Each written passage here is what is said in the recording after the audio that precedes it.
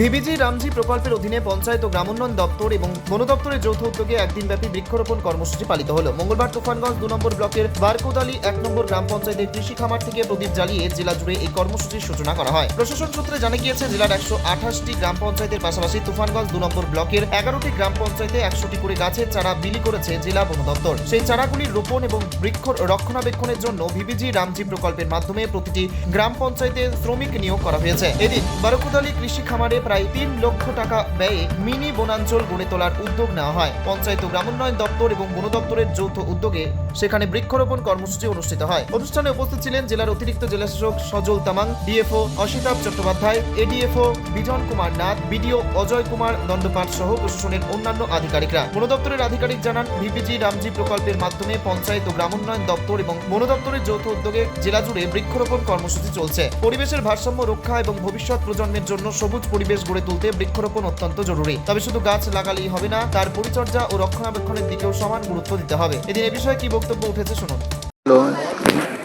আজকে পুরো রাজ্যতে একটা বৃক্ষরোপণ প্রোগ্রাম ছিল।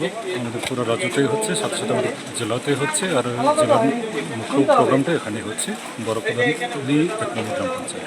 কতগুলো বৃক্ষরোপণ করা হলো আজকে? আজকে পুরো জেলাতে আমরা টার্গেট নিয়েছিলাম 78,000 বৃক্ষরোপণ করবো, আর এখানে যে আমরা যে লোকেশন আছে ওখানে 700টা বৃক্ষরোপণ করেছি।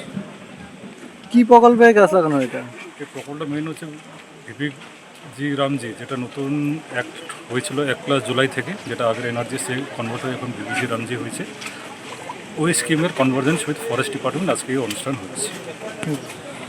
স্থানীয় ব্লকের পঞ্চায়েত সমিতির সভাপতি ভবতার সরকার বলেন, ভিবিজি রামজি প্রকল্পে শ্রমিকদের এই কাজে যুক্ত করার ফলে একদিকে কর্মসংস্থানের সুযোগ তৈরি হচ্ছে, অন্যদিকে এলাকার সবুজায়ন হচ্ছে। কর্মসূচিকে সফল করতে সাধারণ মানুষকেও এগিয়ে আসার আহ্বান জানান তিনি। কোচবিহার থেকে নিজস্ব প্রতিনিধি রিপোর্ট, টাইমস 14 বাংলা।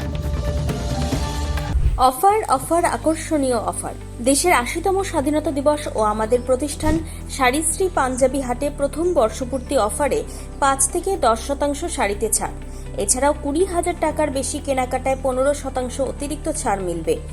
এছাড়াও বছরভর 8 থেকে 12% ছাড়ে শাড়ি পাঞ্জাবি কেনার সুযোগ মেলে। তাই আর সময় নষ্ট না করে শিগগির আসুন রায়গঞ্জের মোহনবাটি বাজারের বিপরীতে থাকা ঝা চকচকে দোতলা প্রতিষ্ঠান শাড়িশ্রী পাঞ্জাবি হাটে। 14 আগস্ট শুক্রবার থেকে এই অফার শুরু, চলবে আগামী 24 আগস্ট সোমবার পর্যন্ত।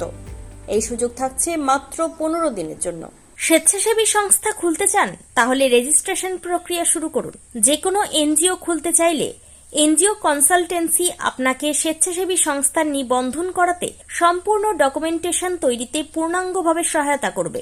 Section 8 company registration, trust registration, society registration, pan, tan এবং 12A 80G সহায়তা, এনজিও দর্পণ এবং CSR সম্মতি।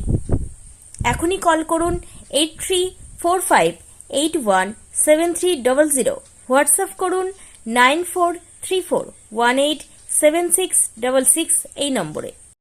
মুখের উজ্জ্বলতা হারিয়ে গেছে, স্পট পড়ে গেছে, ব্রণ ভর্তি, তাই আর দেরি না করে আজই আসুন রায়গঞ্জের চণ্ডীতলায় হেলথ প্লাস মাল্টি স্পেশালিটি ক্লিনিকে এবং এখানে পান অভিজ্ঞ ডাক্তার দ্বারা ফ্রি স্কিন টেস্ট। আরো বিস্তারিত জানতে যোগাযোগ করুন 9674895169 এই নম্বরে।